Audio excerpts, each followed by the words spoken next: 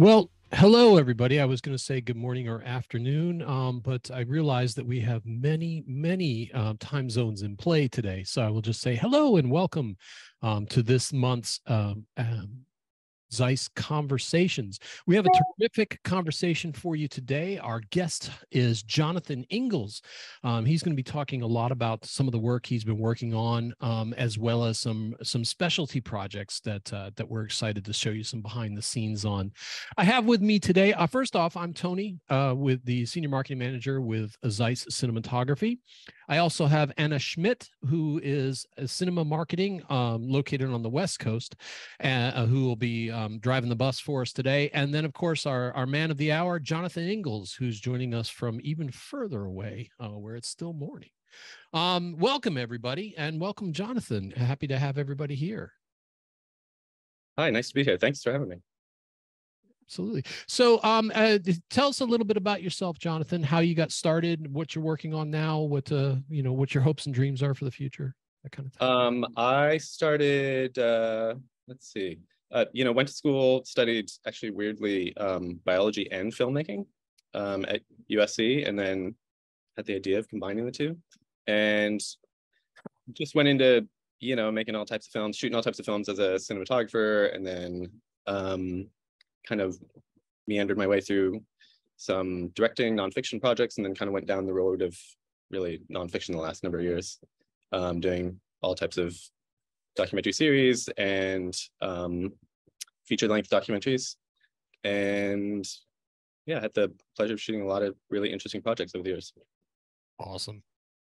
And you've also done some directing work, you've done some still photography, but you're mainly a DP.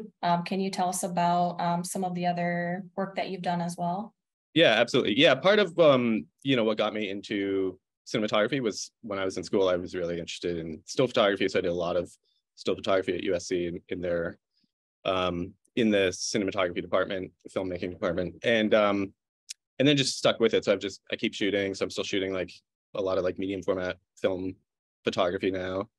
And then in the world of nonfiction TV, I've shot a lot of I directed series for National Geographic and for A&E and some stuff for MTV. And yeah, recently have been more focused on the cinematography in recent years, but I'm also sort of getting back into the directing side of things again. And so yeah, I like to kind of like move around a bit, I guess, a bit. Yeah. And one of the more recent projects that you've done is the mini series 100 Years of Warner Brothers. Can you tell us a little bit about how you got involved with this project and Sure. kind of what your favorite part about this was? Yeah, so this project was produced and directed by a filmmaker, Leslie Iwerks, who I've shot a number of projects with. I shot a series for Disney Plus called The Imagineering Story. That was about the whole history of the Disney's Imagineering program from the inception to modern day. And then I've shot a few other projects with her over the years. And we have a great relationship. I love working with her. And, this project came up and she gave me a call to come work on it. And yeah, we had a chance to kind of when we shot Imagineering, it was a single camera shoot. So we were just kind of restricted in terms of the, the lensing choices to really just like a zoom for most of it. But on this, we were shooting everything. A lot of the interviews were 2 cameras. So I was able to kind of step back and really kind of, work out a different plan for how we were going to shoot this and make it really as cinematic as possible. And I think we achieved that. Was that part of what attracted you to working on the project as well? Yeah, partly it's the relationship with Leslie. We've been working together for years, and I know if she has a project, it's going to be a good one. And then yeah, really having an opportunity to make the visuals as compelling, because it's telling the story of like 100 years of some really iconic films. And so I think we wanted to take a specific visual approach to it, like really kind of like give it a classical look that was going to blend well with all the different types of like decades of films that our interviews were going to be cut against. So that, yeah, that's what we were going for. It's really, we were really going for like very sort of classical cinematic like style that would sort of feel timeless over the years. Yeah, absolutely. I mean, you definitely nailed that. And I think, you know, with the shots that you did, can you tell us about some of the exterior shots versus the interviews and how you kind of approached the looks that you created for those types of shots? Yeah, sure. I think we wanted everything to feel pretty cohesive in general. So we shot, you know, for cameras, we shot everything on the FX9 typically, the Sony, and then yeah, for lensing we used the, you know, the ZEISS, the CP3s and your compact zooms, just because they meld well together. I found even when we're going from like a prime to a zoom lens, it felt like cohesively everything melded together. So when we were shooting exteriors, we wanted everything to feel like pretty consistent with the interiors, and with the interviews. And then with the interviews, we were just going for like, you know, like this sort of grand epic look. So some of the shots were, you know, kind of medium-ish, and then other ones we shot pretty wide, you know, so we could see the environment. Like, you know, with this example here with Keanu Reeves, we wanted to see all the stuff that was around him from The Matrix. And with Ron Howard, we wanted to get that real great depth, but then we also wanted to get sort of more intimate look too. So we would have a tighter shot going at the same time. And yeah, with the exterior stuff, we were also shooting with drones, and same thing. We made sure we used the same lensing on that, so it would all have the same sort of visual feel to it throughout. Yeah, what was it like to work with the talent that you were dealing with for this project? Like, what was the experience like for these interviews, being behind the camera for that? I thought it was, you know, I film, especially with documentary, I film with a lot of like real people, where it's just like people telling their like normal stories. So this was different because everybody we were shooting was very camera savvy, and, you know, and very familiar with like how they look on camera. So it was like, for me, it was really interesting because a lot of people came with like sort of like specific sort of you know, requests for the look. But so it was like, the challenge for me was taking sort of like the information that I was getting from the talent, and blending that with the style we were trying to maintain throughout the show. But I thought it was great. Like, everyone was really lovely, and it's fun working with like people that actually like are very familiar with being either on camera or behind camera, because then you can have sort of a different conversation about how you're going to create the shot and light it, and what the focal lengths are and all that stuff, versus you know, a typical documentary where I'm sort of trying to remain more invisible really, and in the background, so people don't even know I'm there. Yeah. And with the cinematic look that you created for the interviews, you mentioned that you got some feedback and some different outreach from other people in the filmmaking community, kind of asking about you know, what you use for the equipment package and whatnot. You know, I'm curious just what it's been like, just going through the process of, you know, getting recognition for this project and having some of those conversations with other cinematographers. Yeah, it's been really cool. I feel like a lot of nonfiction projects I work on, I guess a lot of it is I don't know, I guess like the look is less specific in a way. Like, it's much more sort of like driven by archival footage, or yeah, and this one I feel like we were able to really create like shape a look to it. So it has been really nice getting feedback that worked, and that the look that we set out to achieve happened, and people are responding to it. Yeah, very cool. And in terms of like the way that the story has impacted people, have you gotten like interesting feedback about that, or is there kind of a specific point of view that you have that you want to share about you know, how you hope that the series impacts people? I would say one of the big surprises for me was as I think we were doing the last interview, which was not that long ago, actually, just a few months ago, because the show was on a pretty tight schedule. And there was talk that I guess the the studio and was so happy with the look that they were going to submit it to Cannes, which was surprising to me. I've had projects like Play Sundance and other like festivals and stuff like that, but I've never had a film play in a theater at the Cannes Film Festival. So I thought it was that made me feel good about the reception that the film was getting. Was that basically people were that into it that they wanted to premiere it at a pretty renowned international festival. Yeah.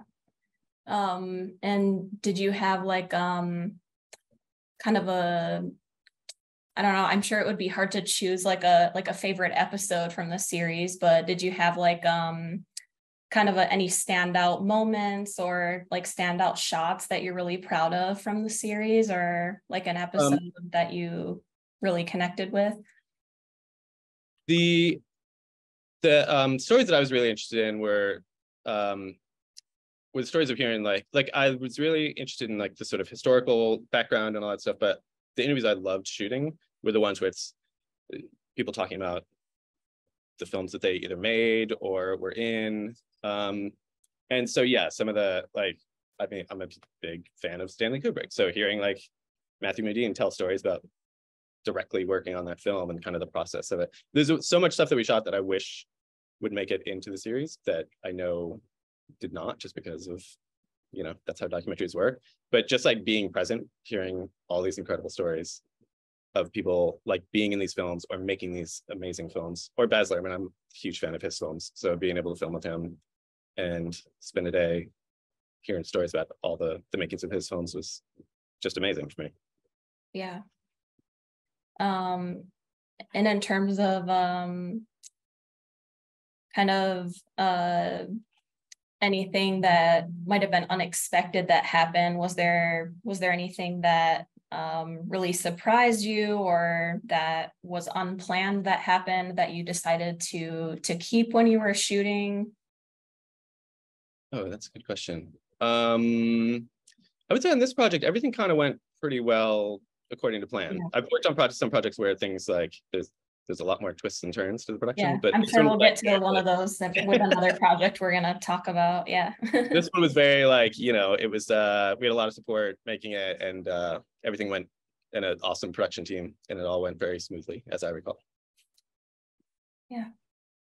I want to bring in a quick question from Anuj Desai. I hope you didn't get your name too bad, but you had mentioned something early on about making it look cinematic. And when we're in a documentary situation, how do you approach that? How do you add some drama or add more of a narrative feel to when you have control of your interviews or your setups, so that it doesn't just seem like we're just showing the pieces from the archive, that we're actually adding something to it? How do you define that cinematic style?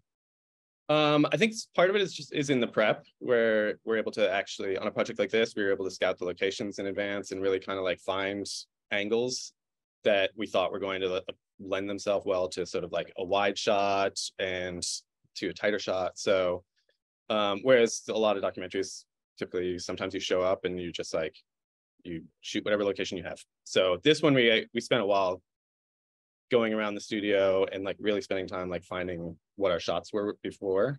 And then we also on this we were able to like bring in things. We could make requests from Warner Brothers, and they were able to bring in like the cars from Baz Luhrmann's films, for instance. And then that was step one. And then, figuring out like how we wanted to like do the two cameras. So, sort of wider like prime lens to start with, and then, a tighter like zoom B cam. And then giving that sort of cinematic feel.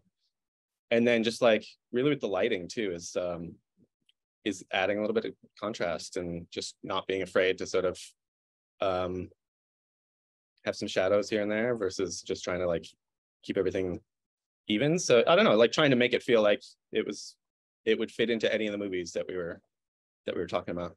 Nice.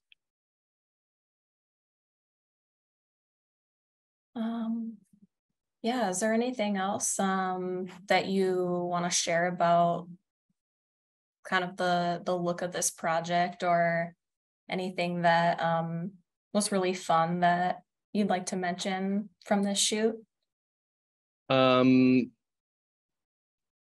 Yeah, just being able to hear all these incredible stories, like meeting these artists that have made incredible films over the years was amazing. And then yeah, just being able to like apply like sort of like a bunch of stuff that I've sort of, you know, picked up over the years to a nonfiction film to make it look as good as possible. It was a great feeling. Awesome. Somebody, Deborah Charles in the chat was just asking where can we see this project? It is actually available to watch on Max right now, so you can see all 4 of the episodes. So definitely check it out as soon as you can. It's really, really amazing. So yeah, I think that was pretty much all the questions that I wanted to ask you about this project. Tony, did we have any more? I think we got through all the BTS images that John had shared. Yeah, there's a few externals. Going back another from Deborah, when you talked about the comfort of having actors on set, and how they are used to being in front of the camera for a documentary, for a Q&A type of session. Yeah. When you get someone who's less comfortable in front of a camera, how do you tease out that information from them, and how do you get them to be open enough and comfortable enough to share with you? I would say a lot of, in documentaries, most of what I'm trying to do is make people forget there's a camera there. So, you know, if I'm the cinematographer, then I try to keep everything, you know, keep the package, the camera package and lighting package, like fairly small to begin with, and just sort of like let people sort of, you know, be comfortable with us being in the space, and then just slowly kind of build things up. And then once you start rolling, just not be a presence, really, just like kind of like be silently in the background while whoever is asking the questions or directing is doing their thing. And then as a director, just sort of making sure somebody's comfortable before they even see a camera, like just having a conversation and getting them, you know, making it feel like conversational. And then we sort of slowly bring in the filming process. But then, yeah, as a documentary DP, like my goal is to really make people forget the camera is there, especially over time. If we're filming with subject over like days or weeks, like ideally they don't even notice us anymore. Right. I imagine they get used to it and over after a certain amount of time. Yeah, and that's when you get really natural, you know, reactions from people and really like natural moments. And with interviews, I'm always sorry. Yeah, and with interviews, I'm always just sort of like trying to have everything like prepared before we even start rolling, so that like there's minimal stops and stuff, especially because like a lot of times I've found like right when your battery's about to run out is when somebody's getting really emotional about something. Of course, absolutely. So, nothing like the pressure. Yeah, so I try to make sure that those moments are not going to happen. That we can just like let people talk and tell their story and be there to capture it. Awesome. I see, yeah, we're getting a lot of really great questions in the Q&A section, so feel free to keep them coming. We're gonna save a little bit of time at the end as well to take a few more questions, and there was one that we had in the chat. We don't want to lose them in the chat, so use the Q&A button, but one from Joyce Matthews in the chat that was a great question is for John. What advice would you give to someone filming their first project? Something that I found really helpful when I was filming my first films was to be able to see the footage, look at the footage afterwards. And if you have any opportunity, to either try editing some of it yourself or sit with whoever is editing it, especially for documentaries. I feel like that is really helpful because you want to make sure that you're getting the shots to create a scene. Yeah, that's what I would say. One of the first like paid cinematography jobs I had was for a guy named Mel Stewart, who made Charlie and the Chocolate Factory, among other films, but then also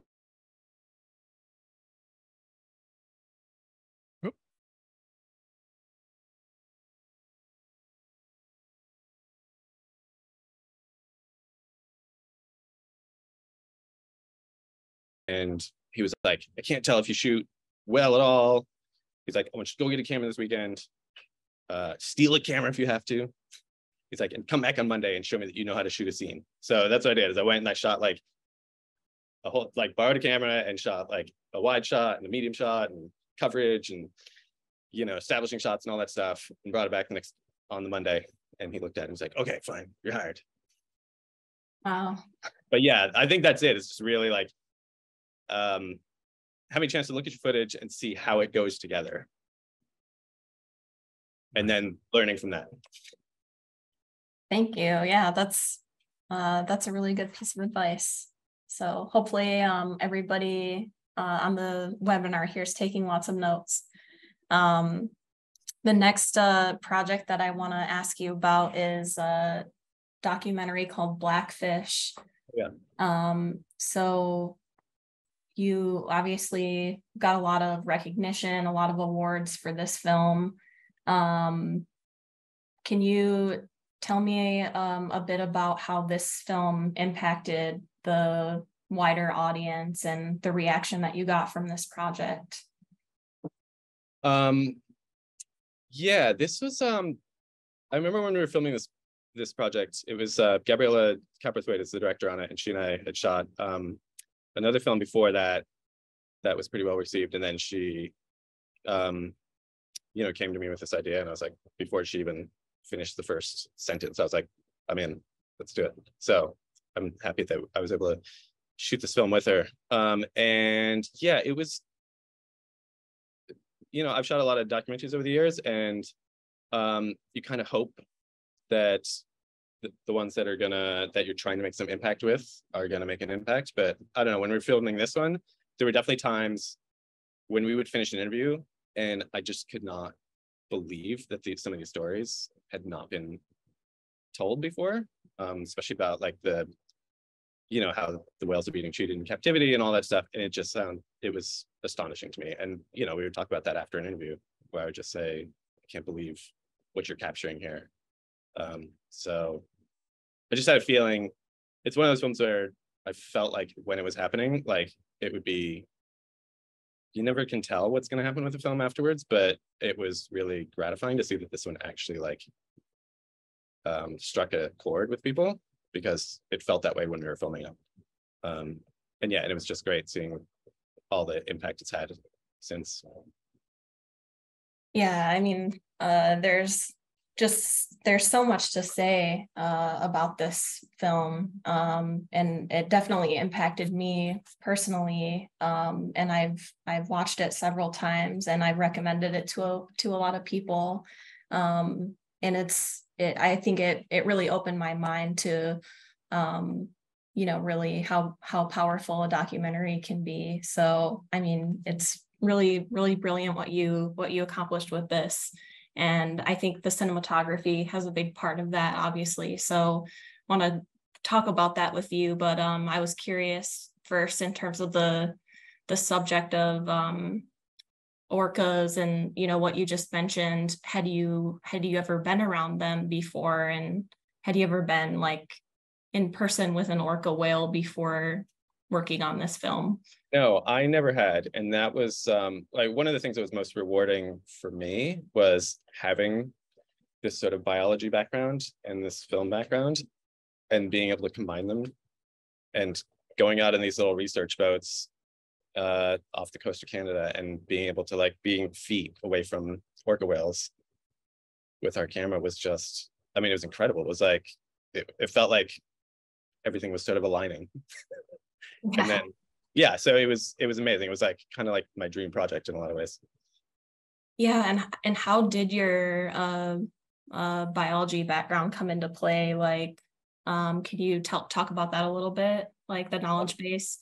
Yeah, I mean, most of the story was being driven by Gabriella and kind of where she thought the story was going, and then I would help her capture that. But I would say in terms of my personal connection to the material, like it was great for me being with these whale biologists and being able to understand like sort of the language of science and research as they were talking about kind of like the work they're doing, and then being able to sort of like try to capture that visually in terms of the shots we were getting, and even just like knowing kind of like what we were trying to film when we would go out on a boat with somebody, like kind of what to expect was really helpful, like how being able to have conversations about like kind of the research. So I don't know, I thought that was great. It was amazing. Can you talk about the kind of practical challenges with the environment and having to, obviously be in a wet environment with camera equipment and all that? Yeah, so there were a couple challenges with that film. One is that it was a pretty like indie film, so we were using a lot of times we were using my HVX 200 there for a lot of it, and then a friend of mine, Chris, shot other parts of it, and it was kind of just like whatever camera we could throw in a bag and get on a plane with was quite literally it looks like in that shot. Yeah, yeah, that was where we were out shooting with the whales one day, and I find this is just like my thing and whatever is, I find like the covers that are designed for cameras, the water rain covers, Mm-hmm. it's really hard to operate the camera. So I just tend to wrap it in plastic, and I find that easier to shoot with. So it doesn't look super professional, but it's effective. Yeah.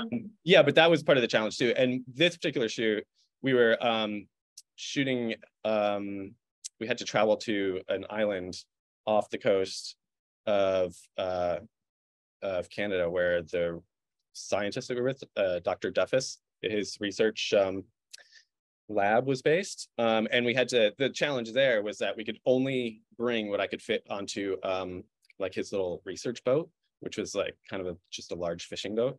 So I had to plan everything down to like camera, lights, audio gear, everything down to like what I could fit into basically like 3 cases that I could put onto this little boat. So I was like counting out even like, C-47 clips to make sure that it would all fit and I would have exactly the right pieces of stuff to shoot it when we got there. Wow. So kind of like Tetrising everything into the case and. Yeah, and having to decide what I could get away with without having. Yeah. Oh my goodness. How many different locations did you go to for this film?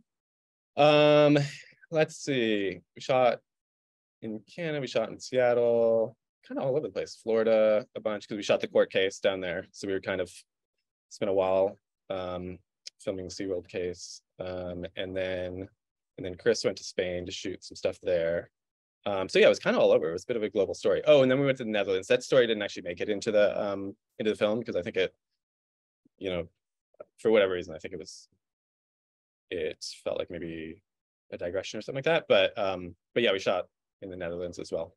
So we were kind of all over the place with that one. That's amazing. And you took like mainly the same package with you in those 3 cases to all the locations that you went to? Yeah, that's right. Yeah, because it was it was a very small crew. It was just a few of us typically traveling. So I would just like take the camera on the plane with me and then check some lights. And usually we had either audio person with us or we would pick up an audio person where we're going. So yeah, it was like very compact. It was probably just like if no more than like 3 or 4 cases that we would like travel with, just so we could get to the location and keep moving quick. And had you helped like on the sound side before, or was that something that you did specifically for this project? I did have some sound, like, because I noticed you were credited for that for this one. Yeah, in my sort of earlier documentary days, I was on staff at a couple different production companies, and as you know, so I have like some associate producer credits and post credits, whatever, from like before I sort of went off and specialized in cinematography and directing. And yeah, one of the things I was taught was how to do location sound, because it was cheaper for me as a staff person to do it. So yeah, I learned how to do sound when I was, starting out in my career, and it's helped me out on these small projects where we don't even have space for a sound guy. Did you learn like about the whale sounds? Like, did you like know much about that at all? Because they like cover like a bit of that in the film, but no, I didn't do any of the recording of the whale sounds. I'm not sure where that sound came from, but I think Gabrielle might have found some researchers that had provided that audio for her. Yeah. Nice.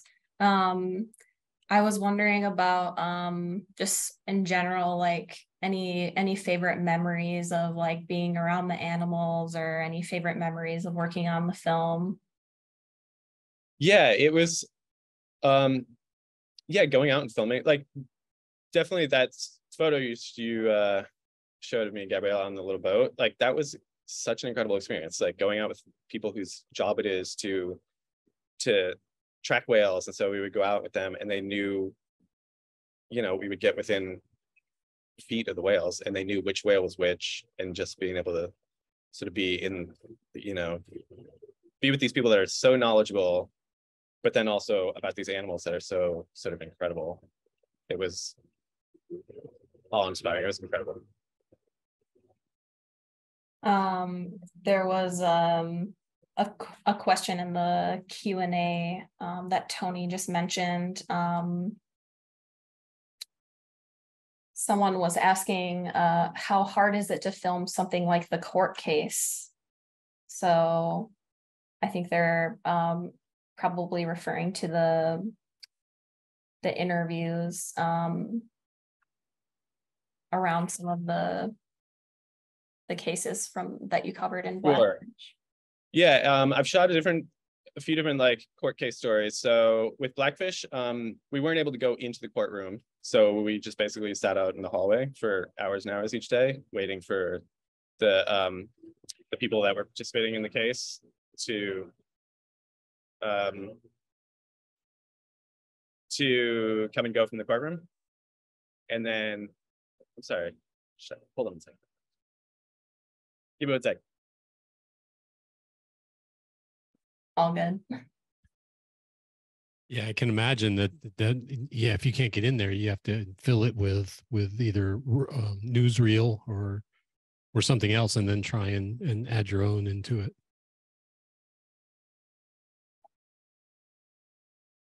While we wait out here, thanks everybody for your great questions. There's a lot of them here. We're trying to bring them up as they reference the pieces we're talking about.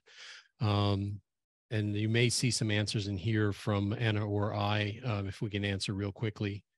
Maria, I did see your question. It's an excellent one about how to get more people, that as you put it, are deaf or disabled onto crew and below the line. And I do want to, I do want to get one out, but we will shortly. Okay, sorry about that. No, not a problem. All good. Yeah, do we want to come back to that, the question about you were outside of the courtroom, right? Oh yeah, so for Blackfish we were just waiting for a while for the we just waited for people to come out, and then we would try to film with them. So there were the people that we were filming with that we would film with afterwards, and then every day we were there, we would ask the participants from SeaWorld if they would go on camera or say anything, and they chose not to, which we wish they had. But then I also shot another story about the child welfare system in the US, a project for Netflix called The Trials of Gabriel Fernandez. And that one we did actually have the reporter that we were working with got access to the courtroom. So we filmed that whole thing from start to finish, like multiple court cases. So it really is project to project, really, in terms of what type of access we have. Some of it's, but a lot of it's just waiting when it comes to court cases, just sort of being at the ready. Yeah. You know, with that particular story, did you have to kind of take like a recovery period after working on that project, like mentally, Yeah, that's a after good that question. subject matter? Yeah, it's really, you know, it's something that I've just sort of like, I feel like it's just now being addressed, actually, like within the last month or so. Apparently there's like a research study happening with some researchers that I want to find out some more about, that's sort of looking at the impact, the you know, mental health impact of shooting like documentary films, nonfiction films that like are telling real stories about human tragedy. And yeah, a lot of people are starting to sort of discuss like kind of what is happening in that world. Yeah, that was a really difficult one to shoot, especially as a parent, like filming a story about like, you know, the abuse of a child or whatever is pretty difficult, pretty harrowing to deal with every day for months on end. So yeah, I think I did take a break. And I think part of, you know, and then I've shot sort of a string of projects that have been a little bit rough in terms of content. And that's part of the reason why I was like actually very excited to work on the Warner Brothers project, was because I just spending like 6 months just hearing people tell stories about like art and creating things was a really nice change. And like, it was a nice break, actually. So I guess I am sort of doing that. It's like choosing projects based on like, you know, what I sort of need after one project is done. Yeah, it's I think yeah, a lot of your work is definitely on the investigative side, which is so interesting. But it's really cool to see this, you know, this other kind of look that you created too with the 100 Years of Warner Brothers. So yeah, it's nice sort of being able to like go in between two different visuals too, you know, the sort of more gritty like investigative stuff where it's just using whatever equipment I can carry on an airplane, versus stuff where we actually have like, you know, like cameras and beautiful lenses and lighting that we can use to really shape a look. You have a preference? Is it, do you, and it's kind of came up in the Q&A too, but do you prefer to use your own equipment or test for equipment and use a larger kit, or does it come down to comfort? What makes you feel comfortable to get the shot? Yeah, for me, it's really project specific. So I feel like, I guess one of the things I feel like I've gotten good at doing over the years is kind of scaling up or down the camera and lighting package to fit the subject. So for the Warner Brothers project, for instance, we were mostly shooting on, a lot of times like on sound stages where we had plenty of space to work and we had, you know, time and a crew to really set up. And so then we could sort of expand the look a bit and, you know, really get like a nice set of beautiful lenses and really mess with the look. And so we, you know, so that when we did some testing in advance and I narrowed it down to like, you know, that's part of the reason why I ended up with the CB3s and the compact zooms, was because of the way I wanted to shoot it. Like it was the best combination for full frame cameras. But then there's other projects where it's, you know, where it's just like a lot of times me and a director traveling or me traveling by myself. And so then I need everything to be pretty compact. And then it's just like whatever camera I can fit into a carry-on case and then a few lenses is what I use. oh. Had you used the CZ2 zooms before? I had not, no. This was the first time I used them.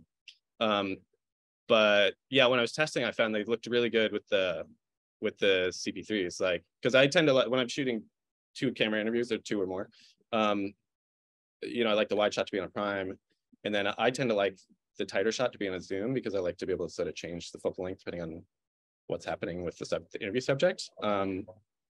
And I found, of the lenses that I tested, I found those two like looked really seamless together. Nice. And we were full frame the whole time. So it was like, to me, it was a perfect combination. And yeah, we have the couple images up here from the Imagineering story as well. Oh yeah, this, Um, yeah, which was also another project I did with Leslie. And that was great. That was a single camera project. And that was a lot of fun. We got to go behind the scenes and see a lot of, you know, how stuff is built. This was when we were in Shanghai, filming the construction of the Disney Shanghai. Did they let you keep the jackets, the neon jackets? Sadly, no. That's a bummer. That would be a keepsake. Yeah, that was a very cool project though, because we got to really, you know, you get to go behind the scenes and see how these people are inventing these brand new rides and attractions, and just, you know, all the like sort of technology and engineering and research that goes into creating these things, and then like making it into something that's for the public is, it was incredible. Awesome. Very cool.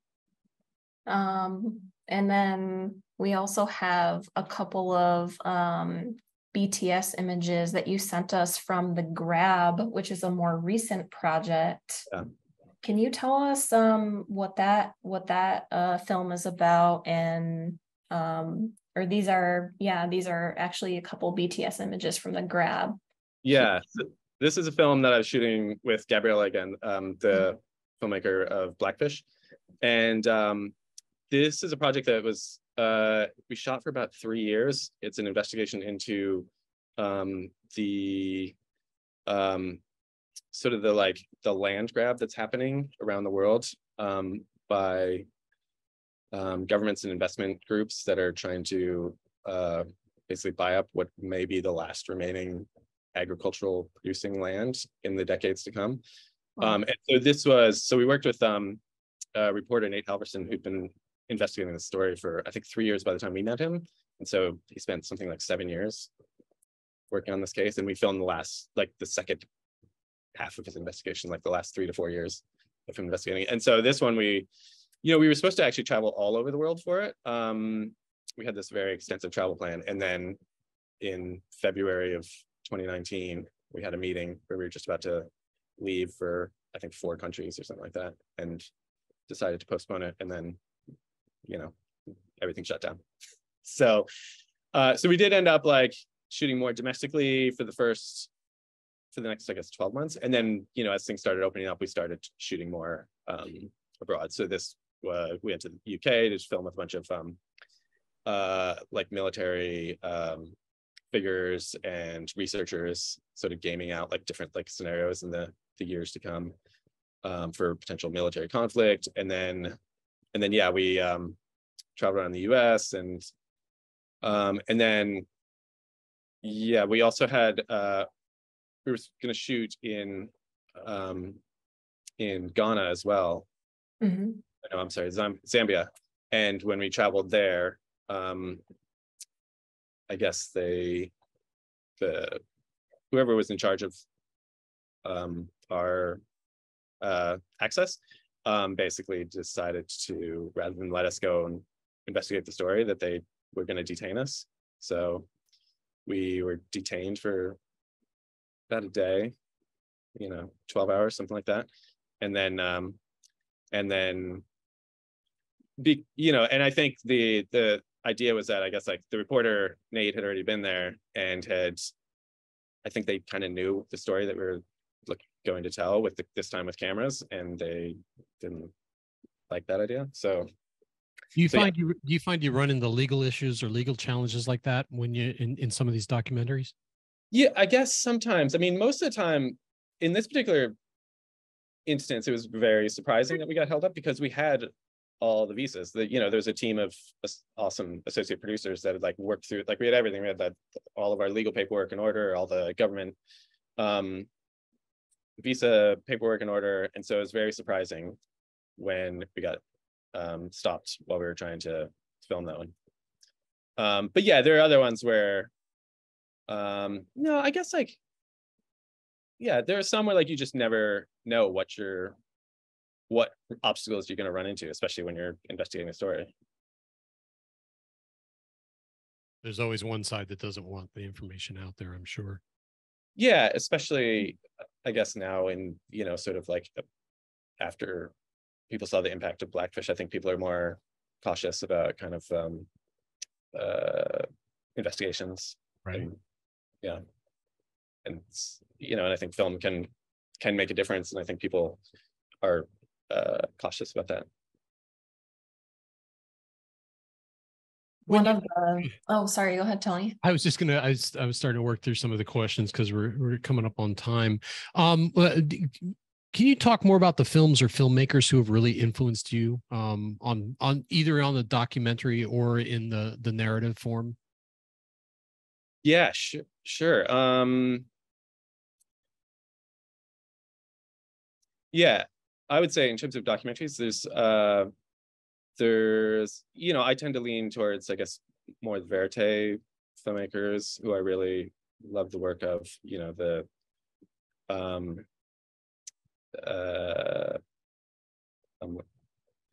Yeah, and sorry, I'm totally blanking for a sec.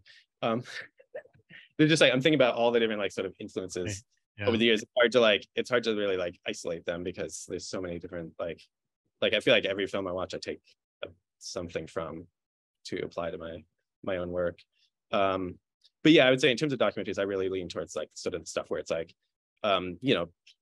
people going in and like really like being with the subject for a long time and getting stories that just take a while to get.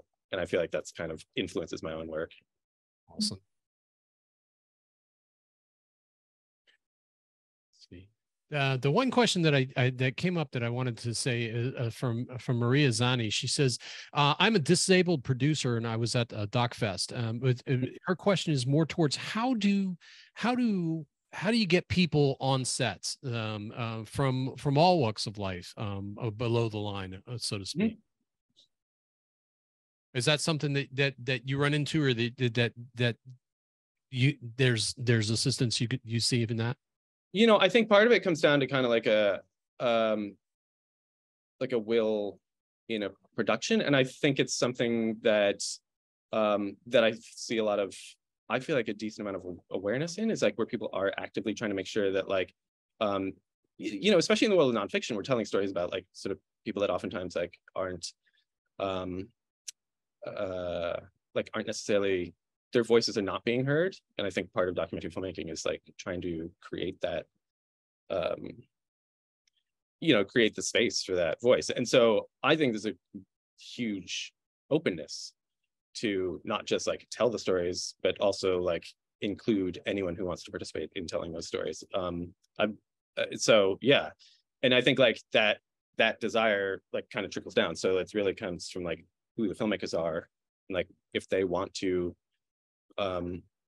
include people of all types, whatever.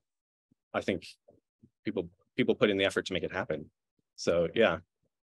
No, I agree. I think now's the time. And when I started with ZEISS over 5-6 years ago, it really, there is an openness. People want to hear and be a part of a greater voice of stories.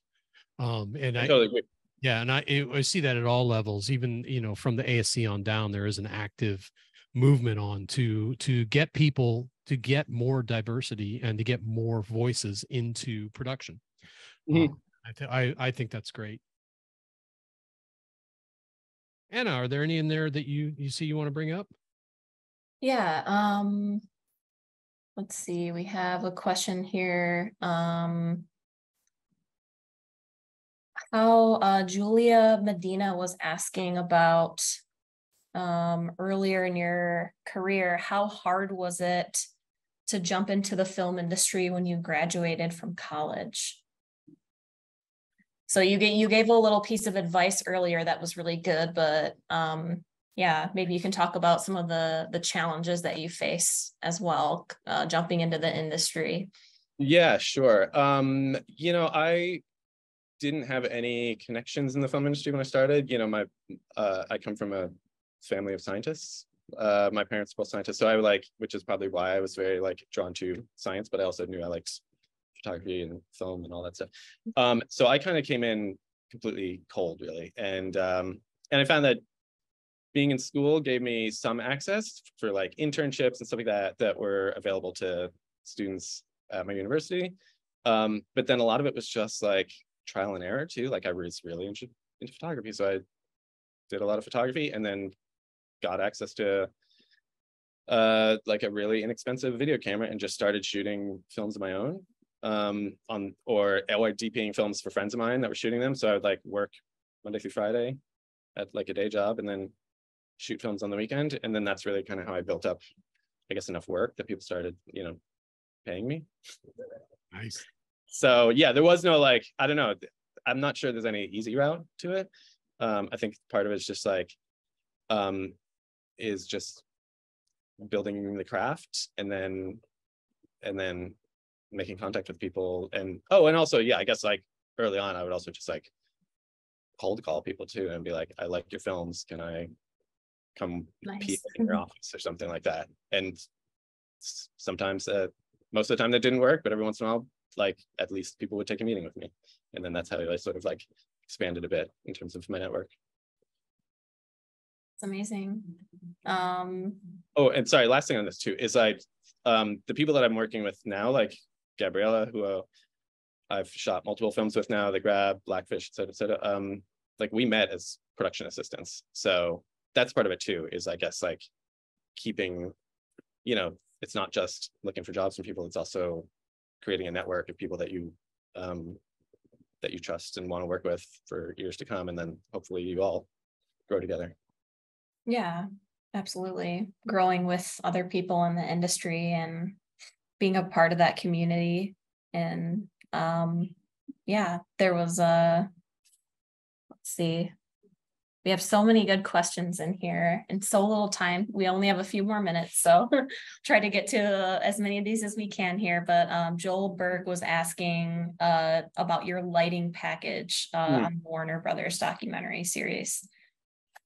Yeah, so I worked with a gaffer, Chris Walters, who did most of the show with me, and he brought, you know, like it wasn't a huge lighting package, it's maybe like a, you know, but it was like a van. We had a van of equipment. But in terms of most of the lighting, I would say we used a lot of like large LEDs, like sky panel equivalents, and then yeah, I would typically put things through kind of large diffusion, and then use some negative, some floppies and whatever to sort of add some contrast to it. So yeah, I guess the main thing was like we were just trying to create a really large soft source as the key, and then add a little contrast. But we tried to keep it fairly simple so it could be consistent from location to location. Nice. Deborah Charles asks, and I want to know the answer to this one because I have an opinion, but I'll keep it to myself. Do you ever use anamorphic, or would you consider anamorphic in some of the shots that you, in some of the pieces that you do? That's an excellent question. I've used anamorphic on some of the TV commercials that I've shot, but I find a lot of times with nonfiction, anamorphic is a bit challenging just because they need, in my experience, more light than spherical lenses. So, and a lot of times you don't always know what you're getting into when you go to shoot a documentary film. So I tend to use lenses that I know I'm going to be a little bit more flexible with. And yeah, and then also I guess it's a budget thing too, is anamorphic lenses tend to be more expensive than non-anamorphic. And in documentaries, a lot of times it's like most of the money is going towards just trying to capture the story. But yeah, I would love it. I think it's something I've been thinking about, like taking some of the skills from like the sort of more, the commercial work that I do. And, I'm always trying to steal from that to create a little bit more sort of cinematic look in every documentary I shoot too. Nice. We had a couple of people that wanted recommendations here about, Luke was asking about your battery choices for long shoots, if you have any recommendations on batteries. I guess it depends on the camera, and And yeah, for like, I guess for interviews, I just try to go on AC power as much as possible now, so that like we don't have to change batteries in the middle. And then in terms of like the specifics of actually like what batteries we're using in the field, I can't tell you specific ones. I guess I oftentimes defer to my camera assistant on that stuff nowadays.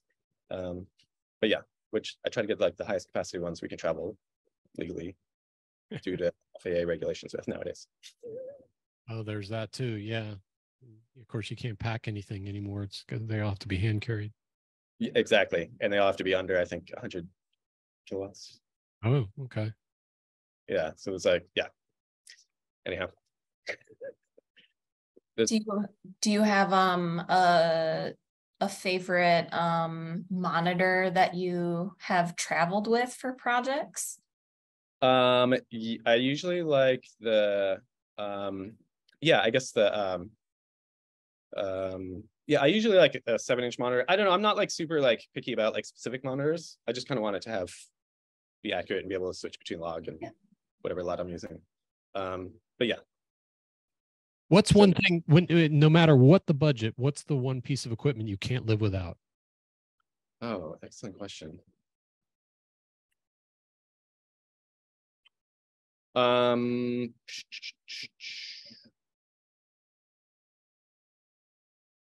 What do I bring on every shoot? A good tripod. Nice. Yeah, because the camera changes from project to project and over time, but a good tripod is something you absolutely need to get good shots. Awesome. Yeah. That's excellent. Any last words as we round up on 60 Minutes here? Just that I really appreciate you guys giving me the opportunity to talk about my work here, and yeah, it's you know, I had a great time shooting this project, that the Warner Brothers project, and you know, I loved you guys' lenses. They worked out beautifully on the show. I look forward to shooting my next project with them again. And I'm so glad you gave me an opportunity to talk about, you know, the world of filmmaking and nonfiction filmmaking, and thank you so much. Awesome. Well, thanks to you, John, for coming on with us, and thanks again, Anna, for leading us through a set of terrific questions. We got a lot of good information out of you, and I appreciate that, and lots of great questions from the chat as well. Thanks to everybody who hung in there. As well, if you have friends that wanted to watch this, or you want to watch it back again to see some of the answers again, we will be posting this on our YouTube page. It's ZEISS Lenses Americas, and we'll also make sure to put that out in our newsletters as well. Thanks to everybody. Anna, I appreciate your help. And again, thanks for leading us through. And Jonathan, as always, thanks for being part of this conversation. We look forward to seeing everybody again next month. So thanks again for joining us on ZEISS Conversations. Thank you so much. Thanks, everybody. Thank you, John. Thank you.